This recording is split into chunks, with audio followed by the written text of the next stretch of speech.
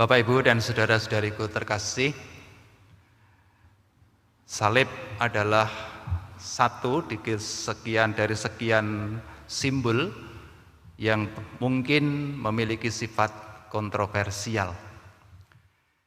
Yang pertama, salib itu begitu diminati, begitu favorit, lebih-lebih bagi orang Katolik, bagi orang Kristen, karena paling diminati untuk dipergunakan untuk aksesoris diri, entah sebagai kalung, sebagai gelang, anting-anting, gambar, dan lain sebagainya.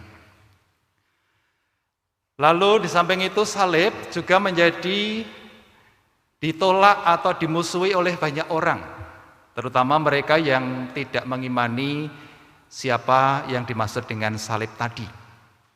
Bahkan penolakan itu amat keras dan sudah kita tahu dalam pengalaman hidup kita sehari-hari. Selama ada palang itu lalu dianggap itu sebagai musuhnya. Walaupun mungkin tidak ada maksud, tetapi kalau sudah menyerupai itu seringkali penolakan begitu mudah terjadi.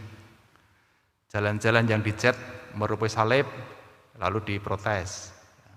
Lalu gambar-gambar yang menyerupai salib diprotes.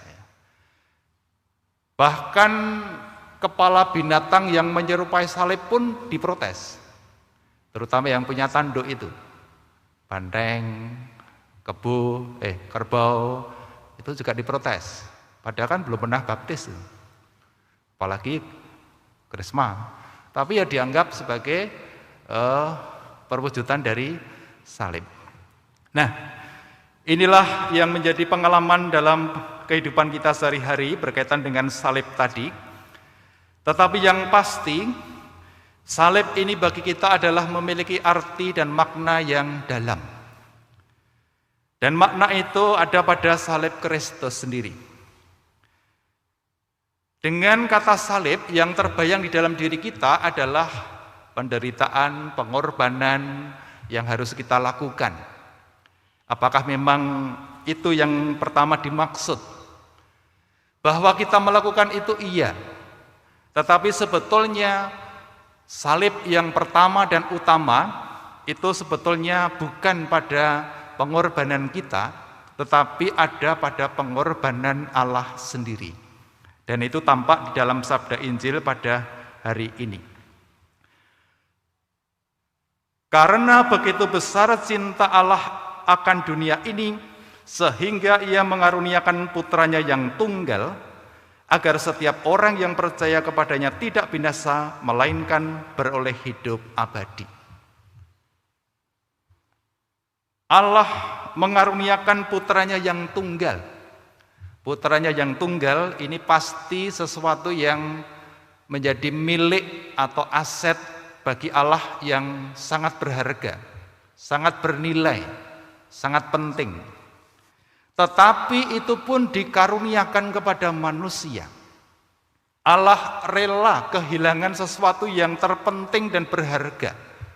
Dan semuanya itu dimaksud dan dilakukan dengan satu-satunya tujuan supaya keselamatan semua manusia menjadi kenyataan. Dan inilah salib yang utama dan pertama. Allah sudah menunjukkan salib itu pertama-tama dengan mengaruniakan putranya yang tunggal kepada kita, kepada dunia.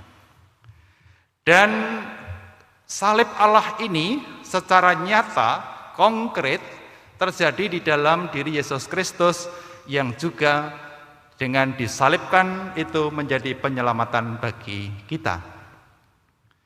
Maka disinilah yang pertama dan utama. Tuhan melalui peristiwa Yesus Kristus disalib sudah melakukan semangat salib lebih dulu. Sudah mengalami dulu inti dari salib tadi. Maka kalau kita diundang untuk ambil bagian di dalam kehidupan kita dengan salib ini, maka sebetulnya kita hanya mengambil bagian di dalam salib Tuhan. Kita mengambil bagian di dalam keberanian Allah yang berani kehilangan sesuatu yang berharga demi kebaikan, demi keselamatan banyak orang. Dan inilah inti dari salib. Bukan sekedar menderita, bukan sekedar berkorban, tetapi berani dengan segala resiko dan konsekuensi kehilangan sesuatu yang berharga dalam diri kita demi kebaikan dan demi keselamatan semua orang. Inilah yang kita mohon pada pesta iman kita pada sore ini. Maka mari kita mohon supaya seluruh derita, seluruh beban, seluruh pengorbanan yang kita jalani selama kita masukkan dalam bingkai salib Tuhan, maka tidak ada yang sia-sia dan tanpa makna, tetapi selalu berarti penting di dalam pembangunan hidup rohani kita. Dan dengan itu kita berharap kita boleh mengalami tawaran keselamatan yang dibawa oleh Yesus yang tergantung di salib.